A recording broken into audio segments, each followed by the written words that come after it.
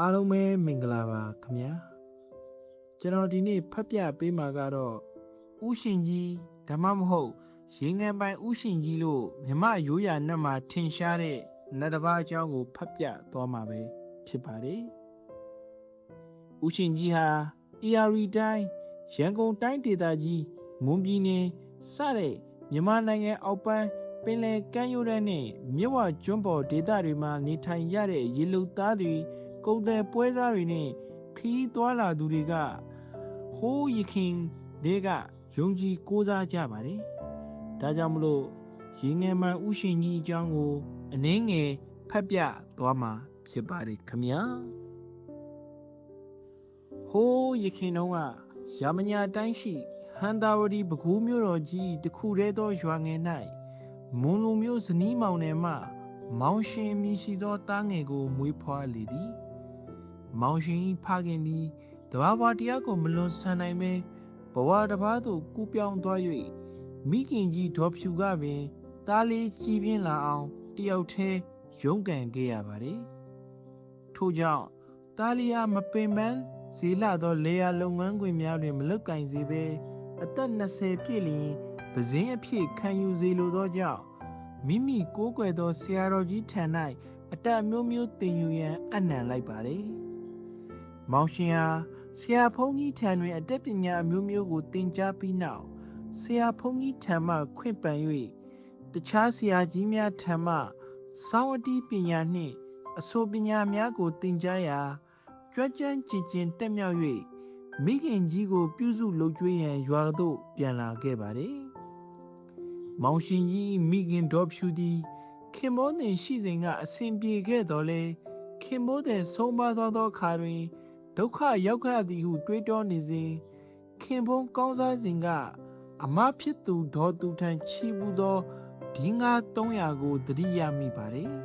။ဒေါ်သူမှလည်းယခုအခါကျွယ်ဝချမ်းသာနေပြီဖြစ်သောကြောင့်ဒင်္ဂါ300လောက်ပြန်ပေးနိုင်ရာဤဟုတွေး၍သားမောင်ရှင်ကိုခေါ်ကာအမဖြစ်သူထံသို့2ယောက်တူထွက်လာခဲ့ကြပါတယ်။ဒေါ်သူဟာအကျွေးကိုမဆက်သည့်အပြင်အမျိုးမျိုးနှိမ့်ချပြောဆို၍နှင်လွတ်လိုက်သည့်အတွက်ဒေါ်ဖြူသည်ရှက်လဲရှက်စိတ်လဲနာကရခင်ရွာမှဒလသို့ပြောင်းရွှေ့ပြီးနေထိုင်ပါတယ်။ဒေါ်သူ၏သားဖြစ်သူကိုဖိုးအောင်သည်အမေကအဒေါ်ဖြစ်သူကိုပြောဆို၍နှင်ထုတ်လိုက်သည့်အတွက်အမေအားစိတ်ဆိုးပြီးဒေါ်ဖြူတို့ဒလမြို့သို့ပြောင်းရွှေ့ရာတွင်မောင်ရှင်တို့နှင့်အတူတခါတည်းလိုက်ပါသွားပါတယ်။ကိုဖိုးအောင်သည်မောင်ရှင်ကြီးကိုရှင်ပြုပေးခြင်းလာသည့်ဒေါ်ဖြူ၏စိတ်သဘောထားအားသိရှိသည့်အတွက်တကူးကစုံလာသို့ရောက်သောအခါကိုဖိုးအောင်တို့ညီကို2ယောက်သည်မိမလကျွန်းသို့မျောသွားခုတ်မိလေနှင့်လိုက်ရန်လှေစိတ်သို့ဆင်းလာပြီးလှေတကြီးမင်းထံတွင်အလုတ်သွားတောင်းပါတယ်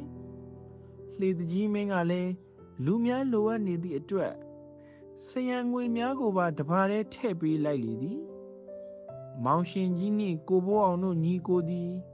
ရရှိလာသောဆရန်ငွေများကိုမိခင်အားပေးအပ်၍ကြော့ရာတွင်ဒေါ်ဖြူသည်သားအတွက်ရှင်ပြုရန်ငွေများရရှိသည့်အတွက်ဝမ်းသာမိတော်လဲမောင်ရှင်ကြီးနှင့်မခွဲစဘူးခွဲရမည်ဖြစ်သောကြောင့်အယံပင်ဝမ်းနေသွားရှာပါတယ်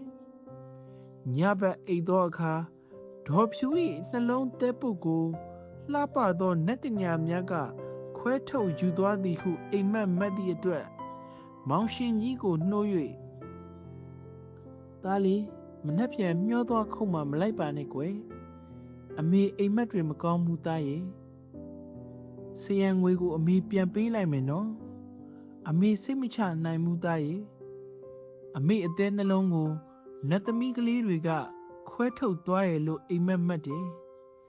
မသွားပါနဲ့သားရဲ့ဟုတားသောအခါတွင်မောင်ရှင်ကြီးကအမေရဲ့အမေနဲ့သားက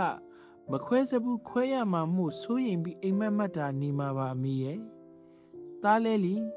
အပြူချောချောလေးတွေနဲ့ရတယ်လို့အိမ်မက်မက်တယ်အမေစိတ်မချနိုင်ရင်ကျွန်တော်အတွက်ဖះမှာဆူတောင်းပေးဖို့ဟုပြောပြီးပြန်၍အိတ်ခိုင်းလိုက်တော့လဲအိတ်မပျော်နိုင်ပဲမိုးလင်းခဲ့ရလေသည် နက်နက်မိုးတောက်အလင်းရောက်သောမောင်ရှင်ကြီးတို့ညီကိုနှစ်ယောက်သည်မိခင်ကြီးကိုကြော့၍မျောခုတ်ရန်ထွက်ခွာသွားကြလေသည်လှေတကြီးမင်းသည်စောင်းကိုပတ်၍လှေစိတ်ဆင်းလာသောမောင်ရှင်ကြီးကိုမြင်သောအခါစောင်းကိုထားခဲ့ရန်ပြောတော်လဲမောင်ရှင်ကြီးကစောင်းသည်မိမိအသက်ဖြစ်သောကြောင့်ယူခွင့်ပြုရန်တောင်းပန်ပြီးလှေဝမ်းထဲသို့ဆင်းလေသည်လှေတကြီးမင်းသည်လှေကိုကြောက်ဆူးဖြုတ်ပြီးထိုးဝါများထိုး၍လှော်ခိုင်းရာလှေထိုးသားများ၏တက်ညီလှက်ညီလှော်ခတ်မှုကြောင့်3-4 ရက်လွန်သောမိမလကျွန်းသို့ရောက်လေသည်လှေကြီးမိမလကျွန်းသို့ဆိုက်သည်နှင့်လှေတကြီးမင်းသည်ကွန်းဆေးလက်ဖက်ထမ်းလျက်များကိုကျွန်းဆောင်နတ်ပေါင်းတို့အားတင်မြောက်ပသ၍အပြစ်များကျူးလွန်မိပါကခွင့်လွတ်ပါရန်တောင်းပန်လေသည်ထို့သို့တင်မြောက်ပသပြီးနောက်လှေတကြီးမင်းသည်လှေပေါ်ပါသူများအားကရိယာအစုံအလင်ယူစေ၍ကျွန်းပေါ်တက်၍မျောခုတ်ရအောင်ဟုနှိုးဆော်လေသည်လှေတကြီးမင်းသည်ကိုဘိုးအောင်ကိုခေါ်၍မောင်ရှင်ကြီးကိုထမင်းဟင်းများချက်ပြုတ်ထားရန်နှင့်လှေဝမ်းထဲရှိရေများအားခတ်တုတ်ထားပါဟုပြောပြီးကုန်းပေါ်သို့တက်သွားလေသည်ကိုဘိုးအောင်သည်လှေတကြီးမင်း၏တနာကျင်နာမှုကိုကျေးဇူးတင်မိတော်လဲမောင်ရှင်ကြီးအားလူသူမနီဤတောကြီးတွင်တယောက်ထဲထားခဲ့ရမည်ကိုစိတ်မချနိုင်ပေမောင်ရှင်ကြီးကလည်းအကိုဖြစ်သူစိတ်မချနိုင်ဖြစ်နေသည်ကိုသိ၍မိမိအတွက်စိတ်ချရန်နှင့်ပြင်းနေလျင်စောင်းတီးနေမိအကြောင်းပြောသောကြောင့်ကိုဘိုးအောင်လည်းမျောခုတ်ရန်ထွက်သွားလေသည်မောင်ရှင်ကြီးသည်လှေတကြီးမင်းကတာဝန်ပေးသောထမင်းဟင်းများကိုချက်ပြုတ်ပြီး၍လှေဝမ်းထဲရှိရေများကိုခတ်ထုတ်လဲပြီးပြီဖြစ်သဖြင့်တယောက်တည်းပြင်းလှသောကြောင့်စောင်းတီးနေလေသည်မောင်ရှင်ကြီးစောင်းနှံသည်ရခင်နေများကထက်ပို၍တာယာငြိမ်ချောင်းလှသည်ကိုမိမိကိုယ်တိုင်တီးနေရင်အံ့ဩမိလေသည်ထိုစောင်းနှံကိုကြားရသောမိမလကျွန်းပေါ်ရှိနတ်အညီမများမှာအလွန်ပျော်ရွှင်၍ကခုန်မိကြပြီးဤစောင်းနှံကိုပြက်ကွယ်သွားမှာအထူးစိုးရိမ်နေကြလေသည်ထို့ကြောင့်နတ်အညီမလေးဘော်တို့သည်လူရောင်ဖန်ဆင်း၍မောင်ရှင်ကြီးစောင်းတီးနေသောလှေနီးတွင်ဈေးလာရောင်းကြလေသည်မောင်ရှင်ကြီးသည်စောင်းတီးနေရာမှအတန်ကြား၍လှည့်ကြည့်လိုက်ရာလှပချောမောသောဈေးသည်ပြုံမေများကိုတွေ့လိုက်ရာရှေးဘဝကရေစက်ကြောင့်ပေလားမသိမိမပြိုလေးများကိုမြစ်တာတက်ဝင်၍လှေပေါ်သို့ဈေးလာရောင်းရန်ဖိတ်ခေါ်လိုက်လေသည်လူရောင်ဆောင်နှစ်သမီးများလှေပေါ်သို့ရောက်လာသည်နှင့်မောင်ရှင်ကြီးကနာမည်နှင့်ရွာမည်များကိုမေးရာနှစ်သမီးများကအိုးလူလင်ပြိုဈေးဝယ်စကားကိုသာပြောကြသင့်ပါတယ်မဝယ်ရင်လည်းအခြားမှာသွားရောင်းပြရစီတော့ခရီးဖိတ်အောင်မလုပ်ပါနဲ့ဟုပြောနေမောင်ရှင်ကြီးကအိုးလုံမပြိုတို့စိတ်မဆိုးကြပါနဲ့ဤကျွန်းပေါ်တွင်တရေတစေမြေဖုတ်ဘလူးများသည်လူရောင်ဆောင်၍လှည့်စားဖျားယောင်းတက်ကြသည်ကိုကြားဘူးသောကြောင့်မေးရခြင်းသာဖြစ်ပါတယ်ဟုပြောလျင်လူရောင်ဆောင်နှစ်သမီးများသည်မာယာသုံး၍အတင်လူလင်မျိုးဝဲမစားဘဲနှင့်တရေတစေများဟုတန်တရားရှိစီမှာလွန်လှပါတယ်ဝဲမစားရင်လည်းအခြားသို့တွားရောက်ပါမယ်ခီးဖိတ်အောင်မလုပ်ရန်တောင်းပန်ပါတယ်ဟုဆိုရင်မောင်ရှင်ကြီးကဤမင်းမပြိုများသည်တရေတစေမြေဖို့ဘလူးများမဖြစ်နိုင်ရာဤကျွန်းကိုဆောက်ရှောက်သောနတ်သမီးများသာဖြစ်နိုင်သည်ဟုတွေး၍ချစ်ကြိုက်စကားကိုပြောကြားလေသည်ထိုအခါနတ်သမီးများကမိမိတို့၏မာယာထောင်ချောက်ထဲကိုမောင်ရှင်ကြီးဝင်လာတော်လဲယောက်ျားများသည်အိုင်တွေ့တိုင်းခြေဆေးကြင်ကြသည်ငစိမ့်ငင်၍ငခင်ပြစ်တတ်ပါသည်ထို့ကြောင့်ကျွန်ုပ်တို့မိန်းမသားများသည်အတင်တို့ယောက်ျားသားများကိုချစ်ရင်ကြိုက်ရင်ဝင်လေးလှပါသည်ဟုလှက်ပတ်ပြောဆိုကြလေသည်ထိုစကားကိုကြားသောမောင်ရှင်ကြီးကအတင်နှမတို့ ကျွန်ုပ်တို့ယောက်ျားသားများသည်ထားအပ်သောသစ္စာပေးထားသောဂရီစကားများကိုဖောက်ဖျက်ရိုးထုံးစံမရှိပါအသင်နှမတို့ယုံကြည်မှုမရှိလျင်ကျွန်ုပ်၏အသက်ကိုပါပေးရန်အသင့်ရှိပါသည်ဟုဂရီစကားကိုပြောလေသည်ထို့သောဂရီစကားကိုကြားပြီးမှနတ်သမီးတို့ကမောင်ရှင်ကြီးအားချစ်ကြိုက်စကားကိုပြန်လည်ပြောဆိုလေသည်မောင်ရှင်ကြီးနှင့်နတ်သမီးတို့သည်ကခုံပျော်ရွှင်တီးမှုတ်ပြီးနောက်နတ်တို့၏တကိုးနှင့်ထမင်းဟင်းများချက်ပြုတ်၍လှေဝမ်းနှင့်ရှိရေများကိုခတ်ထုတ်ပေးသည်မှာမောင်ရှင်ကြီးတို့လှေဆိုင်ကပ်သည့်နေ့မှစသောကြောင့်ရက်တော်ပင်ကြာခဲ့သည်လှေတကြီးမင်းနှင့်လှေထိုးသားများသည်ရခိုင်နေ့ရက်များတွင်အပြန်နောက်ကျ၍ပင်ပန်းမိတတိမထားမိတော့လဲယနေ့တွင်စောစောပြန်ရောက်သောကြောင့်ထမင်းဟင်းများကိုတတိထားမိကမောင်ရှင်ကြီးကိုမေးမြန်းတော်လဲမပြောသောကြောင့်လှေတကြီးမင်းနှင့်လှေထိုးသားများသည်မျောခုတ်ချင်အောင်ဆောင်၍ပြန်ချောင်းကြည့်ရာမောင်ရှင်ကြီးနှင့်နတ်သမီးများအကြောင်းကိုသိရှိရလေသည်ထိုအခါလှေတကြီးမင်းကမျောတုံးများကိုလှေပေါ်သို့တင်ခိုင်းပြီးရသမျှနှင့်ကျေနပ်ရန်ပြောကာလှေကိုကြောက်ဆူးနှုတ်၍ထိုးဝါများဖြင့်ထိုးကာပြန်ကြလေသည်မောင်ရှင်ကြီးတို့လှေထွက်သွားသည်ကိုနတ်သမီးများကကြည့်၍ဝမ်းနည်းစွာငိုကြွေးကြလေသည်နတ်သမီးများကမောင်ရှင်ကြီးကိုဤကျွန်းတွင်အမြဲနေစေလိုလာသည်ထို့ကြောင့်မောင်ရှင်ကြီးကိုလှေကြီးလှေလည်၌ရက်သွားစေရန်တပည့်များကိုဆွဲခိုင်းလေသည်မောင်ရှင်ကြီးတို့လှေကြီးသည်သွားနေရမှရေလေသို့ရောက်သောအခါတွင်မြည်သူမြလှော်ခတ်၍မရတော့ဘဲရက်သွားလေသည်ထို့သောလှေကြီးရက်သွားသည်မှာလှေပေါ်တွင်ကျွန်းပိုင်သခင်မများကိုစော်ကားသူလူရုပ်မှပါလာသောကြောင့်ဖြစ်ရမည်ဟုပြော၍မဲတိုက်ပြီးရွေးချယ်ရာတွင်မောင်ရှင်ကြီးမဲကျလေသည်မောင်ရှင်ကြီးသည်လူရုပ်မှမဲကျသောကြောင့်ရှက်လဲရှက်တေဘေးကိုလည်းကြောက်လာသောကြောင့်တဲထန်စွာငိုကြွေးလေသည်လှေတကြီးမင်းကိုလည်းသူ့ကိုရေးစားမကြွေးရန်တောင်းပန်လေသည်တို့ရာတွင်လှေတကြီးမင်းကမင်းတယောက်ကြောင့်တလေလုံးအသေးမခံနိုင်ဘူးမင်းမဲကြလို့မင်းအလက်ငါမဲကြခဲ့ရင်လည်းငါအလက်ပဲဘယ်သူမှမတနာနိုင်ဘူးဟုပြောရာကိုဘိုးအောင်သည်အတော်ဖြစ်သူဒေါ်ဖြူကိုမြင်အောင်လာပြီးဝမ်းနေလာကဒီလိုဆိုလဲဦးမင်းရဲ့ညီလေးစားကျုပ်ကိုသာရေးစားကျွေးလိုက်ပါတော့မောင်ရှင်ကြီးကိုလှုပ်ပေးလိုက်ပါဦးမင်းရဲ့မိဘကိုလှုပ်ကျွေးနေတဲ့သားလိမ္မာလေးပါဗျာဟုငိုယိုတောင်းပန်သောကြောင့်လှေတကြီးမင်းလည်းတနာသွားပြီးတစ်ချိန်တစ်ခါမဲကြယုံလောက်နဲ့ရေမာမစရေတဲ့၃ချိန်၃ခါကြမှသာရေမာစရေရမည်ဟုထို့ကြောင့်နောက်နှစ်ကြိမ်မဲ၌ကြစို့ဟုပြောပြီးမဲ၌ရာတွင်နတ်သမီးများ၏လှုပ်ဆောင်မှုကြောင့်မောင်ရှင်ကြီးသာလျှင်မဲကြလေသည်ထိုအခါမောင်ရှင်ကြီးကကျွန်တော်၏အတိတ်ဘဝကံကြောင့်ခံရပါတော့မည်ဘသူကိုမှအပြစ်မတင်လိုပါအကိုဘိုးအောင်ကိုအထူးမှားလိုတာကအမေလိုက်လာလျင်ကျွန်တော်နာမည်ကိုတလိုက်သည်နှင့်လူတစ်ပိုင်းနှစ်တစ်ပိုင်းရုပ်သွင်းနှင့်စောင်းကိုပိုက်ကကိုထင်ပြပါမည်ယခုကဲ့သို့ကျွန်တော်ရည်စားကြွေးခံရတော့လဲနတ်ဘဝတွင်နတ်ကညာများနှင့်ပျော်ရွှင်စွာနေရပါလိမ့်မယ်အကိုဘိုးအောင်နှင့်တကွလှေပေါ်ပါသူအားလုံး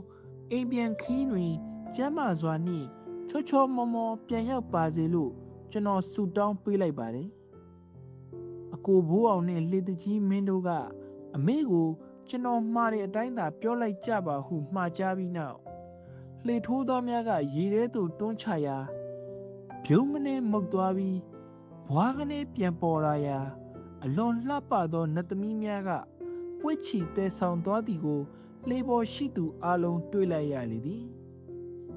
ထို့သောမောင်ရှင်ကြီးရေစာကျွေးလိုက်မှလှေကြီးသည်လှေမလော်ရဘဲအလိုလျောက်ရွေ့သွားလေသည်ဤတွင်မှမောင်ရှင်ကြီးကိုဥရှင်ကြီးနှင့်ဟုခေါ်လာကြလေသည်၎င်းကိုကျွညိုရှင်ဟုလည်းခေါ်ကြသေးသည်နတ်သမီးတို့သည်နတ်တို့၏တကိုးဖြင့်လှပသောပန်းတလွန်နှင့်နတ်ကုန်းကြီးကိုဖန်ဆင်း၍ဥရှင်ကြီးကိုပန်းတလွန်ပေါ်မှအိပ်ဆက်အနားယူစေသည်ဥရှင်ကြီးအိယာမှနိုးလာသောအခါမိမိမိကဲ့သို့ဖြစ်ပျက်လာသည်ကိုပြန်စဉ်းစားရာ အကြောင်းစုံကိုသိရှိပြီးနောက်မိခင်ကြီးအတွက်ဝမ်းနည်းပူဆွေးပြီးငိုကြွေးလေသည်ဥရှင်ကြီးငိုကြွေးသည်ကိုမြင်ရသောအခါနတ်သမီးများသည်ဥရှင်ကြီးကိုအမျိုးမျိုးတောင်းပန်ကြလေသည်ဥရှင်ကြီးကလည်းလူမိန်းမများစွာထက်များစွာလှပသောနတ်သမီးများ၏တောင်းပန်စကားကိုကြားရသောအခါစိတ်မဆိုးဘဲမေတ္တာတောက်ဝင်အထူးချစ်ခင်လာလေသည်နတ်သမီးများကလည်းဥရှင်ကြီးကိုဤကျွန်းနှင့်တကွရေငန်တရိုးပိုင်ဆိုးရန်ပြောကြပြီးဥရှင်ကြီးနှင့်နတ်သမီးများသည်ကကြခုံကြနှင့်ပျော်ရွှင်စွာနေထိုင်ကြလေသည်ထိုချိန်မှစ၍ဥရှင်ကြီး၏မိခင်ဒေါ်ဖြူမာကသားလေးမျောသွားခုတ်သည့်နေ့မှစ၍ညတိုင်းစဉ်မကောင်းသောအိမ်မက်များမှတ်သဖြင့်သားအတွက်စိတ်မအေးနိုင်ပဲသားပြန်လာမည့်လမ်းကိုသာမျှော်နေရှာသည်ကိုဘိုးအောင်တို့လေတကြီးသည်တအီးနှင့်လှော်ခတ်လာရာဒလမြို့စိတ်ကမ်းသို့ရောက်လာလေသည်ကိုဘိုးအောင်သည်တလန်းလုံးငိုလာရာစိတ်ကမ်းသို့ရောက်သည့်အခါတွင်ညီဖြစ်သူမောင်ရှင်ကြီးကိုပို၍သတိရမိပြီးဒေါ်ဖြူ၏အိမ်သို့ပြေးသွားလေသည်ဒေါ်ဖြူသည်မိမလကျွန်းသို့မျောခုတ်သွားသည့်လေကြီးစိတ်ကမ်းသို့ပြန်ကပ်လာသည်ဟုသတင်းကြားရသည်နှင့်ဝမ်းသာအားရအပြေးလာကြိုရာတွင်လှေတကြီးနှင့်တကွလှေပေါ်ရှိလူအလုံးဆင်းသွားတော်လဲတားဖြစ်သူမောင်ရှင်ကြီးကိုမတွေ့ပေထိုချိန်မှစ၍လှေတကြီးနှင့်လှေထိုးသားများသည်မိမိစီသို့လာနေသည်ကိုဒေါ်ဖြူကမြင်သောကြောင့်ကိုဘိုးအောင်ကအကျိုးကြောင့်မေးရာကိုဘိုးအောင်မှဖြစ်ကြောင်းကုံစင်ပြောပြလိုက်သဖြင့်ဒေါ်ဖြူသည်အော်ဟစ်ငိုကြွေးကာသတိလက်လွတ်မေမျောသွားလေသည်ဒေါ်ဖြူကိုသတိရအောင်ဝိုင်းဝန်းပြုစုပြီးနောက်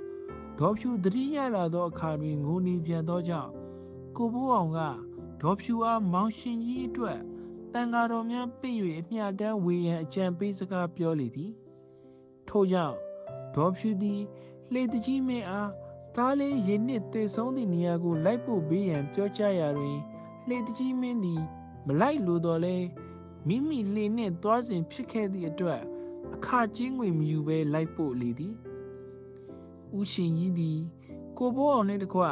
ကျေးဇူးရှင်မိခင်ကြီးကိုပါတွေ့လိုက်ရသည့်အတွက်နတ်ကညာများနှင့်မပျော်နိုင်တော့ဘဲဝမ်းနည်းလှစွာငိုကြွေးလေသည်မိခင်ကြီးကလည်းတားနာမည်ကိုတကြောကြောခေါ်၍ငိုကြွေးလေသည်ထို့နောက်တားမောင်ရှင်ကြီးရေနစ်သေဆုံးနေရာတွင်တန်ဃာတော်ရှင်သူမြတ်တို့အားဆုံးကပ်၍အမျှတမ်းဝေရာဥရှင်ကြီးနှင့်တကွနတ်သမီးများတွင်မကကျွန်းပေါ်ရှိတရေတစေပိတ္တာနှင့်မြေဖုံးပလူးစသောတပည့်များကပါတာရုသုံးချိန်ခေါ်ကြလေသည်ဒေါ်ဖြူသည်သူသားမောင်ရှင်ကြီးရေနစ်သေဆုံးသည့်နေရာတွင်ထားခဲ့ရန်ပြောသောအခါလေတကြီးမင်းကဒေါ်ဖြူရဲ့ကိုယ်စိတ်ကိုကိုထိန်ပြီးတရားနဲ့ဖြေပါဗျာတည်သွားတဲ့သူကလည်းပြန်မရှင်နိုင်တော့ပါဘူးခမည်းစိတ်ကိုမဖြေနိုင်ရင်မောင်ရှင်ကြီးကြိုက်တဲ့အစားအသောက်များကိုလင်မဲနဲ့ထွက်ပြီးကျွေးမွေးပြီးကျုပ်တို့ပြန်ကြပါစို့ဗျာဟုအကြံပေးသည့်အတိုင်းငပြောသည်အုံသည်လက်ဖက်ကုန်းလျာနှင့်ထမ်းရံများကိုကျွေးလေသည်ဥရှင်ကြီးကလည်းလှေဦးတွင်မမမမက်ကိုထင်ပြ၍စားတော့ခါအမေဖြူအားနှစ်သိမ့်အားပေးပြီးအမေစိတ်ချမ်းသာသာနှင့်ပြန်มาကျွန်တော်ကိုလွှမ်းရင်ကျွန်တော်ကြိုက်တဲ့အစားအစာများကိုဝါဝင်ဝါထွက်များတွင်နက်နက်ပိုင်းညင်ဦးပိုင်းချိန်များ၌ကျွန်တော်ကိုတင်မြောက်ပတ်သပြီးကျွေးပါကနတ်မိကြောင်စီးပြီးလာရောက်ပါမည်ယခုတော့အမေနှင့်ကျွန်တော်ဟာဘဝချင်းခြားသွားလို့အတူနေခြင်းတော်လဲနေလို့မရပါဟုပြောကြပြီးဥရှင်ကြီးနဲ့လည်းကွယ်ပြောက်သွားလေသည်ဒေါ်ဖြူသည်သားကိုတတိယ၍သားမာသည့်အတိုင်းပင်ကျွေးမွေးရာဥရှင်ကြီးလည်းလာရောက်စားတောက်ပြီးနတ်မိကြောင်စီး၍ဆန်းကိုပိုက်ခါပြန်သွားလေသည်ဒေါ်ဖြူသည်ဥရှင်ကြီးနဲ့၏ကူညီမှုကြောင့်ပင်ပင်ပန်းပန်းမလောက်ကန်ရပဲငြိမ်းအေးချမ်းသာစွာနေ၍တရားလုပ်ကိုကြိုးစားလုပ်ကန်နေသည်ဒေါ်ဖြူ၏အိမ်ကြီးချင်းများသည်သူတို့လည်းဥရှင်ကြီးနတ်ကိုပူဇော်ပသလိုပါသည်ပြောသဖြင့်ဥရှင်ကြီးနတ်တင်ပုံတင်နည်းကိုဒေါ်ဖြူကပင်ပြောပြလေသည်ထိုချိန်မှစ၍ဒလမြို့တွင်တင်သာမကပဲအခြားမြို့ရွာများသို့ပါဥရှင်ကြီးနတ်အကြောင်းပြန့်နှံ့သွားလိမ့်မည်ဥရှင်ကြီးနတ်သည်စီးပွားရေးသာမက ကျမ်းမာရေးနှင့်အခြားကုံရောင်းကုံဝယ်ကိစ္စများကိုပါကူညီမဆသည်ဟုယုံကြည်သောကြောင့်ယခုဆိုလျှင်တရုတ်ကလားစသောလူမျိုးကွဲများကပါယုံယုံကြည်ကြည်နှင့်ကိုးကွယ်လာကြသည်တချို့ကညပိုင်းတွင်တင်မြောက်ကြပြီးတချို့က